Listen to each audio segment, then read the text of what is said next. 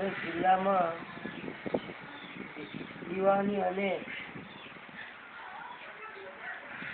અને ફોજદારી અદાલતો હોય છે. જિલ્લા અદાલતનો ન્યાયાધીશ દીવાની અદાલત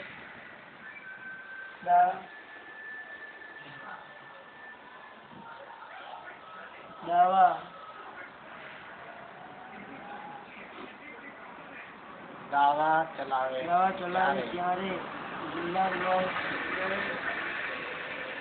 ન્યાયાધીશ અને ફોજદારી મુકદ્દમા ચલાવે ત્યારે સેશન્સ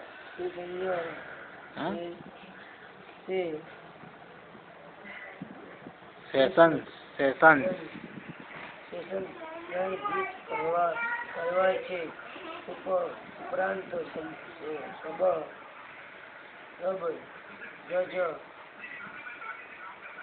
સબ જજ મુનસફ અને સ્મોલ કોજ ન્યાયાધીશોની અદાલતો અને દ્વિતીય તેમજ તૃતીય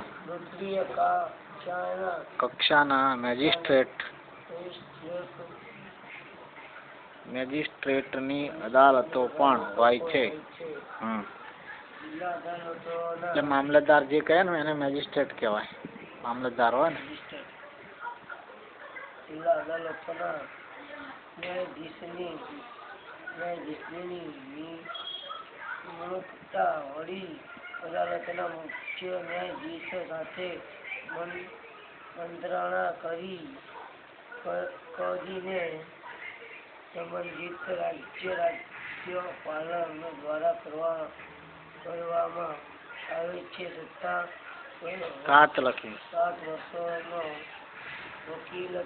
વકીલાત અથવા ધારાશાસ્ત્રી તરીકેનો અનુભવ ધરાવનાર અથવા સંબંધ સરકાર કે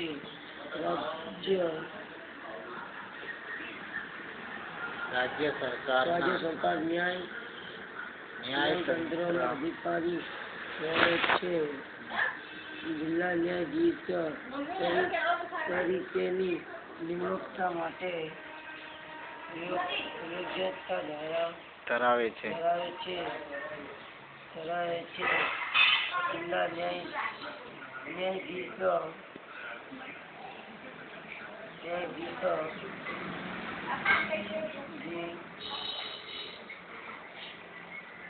સિવાયના હોદ્દાઓ પરની નિમણૂકો રાજ્યપાલ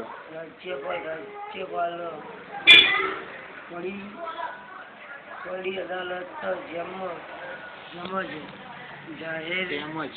તેમજ જાહેર સેવા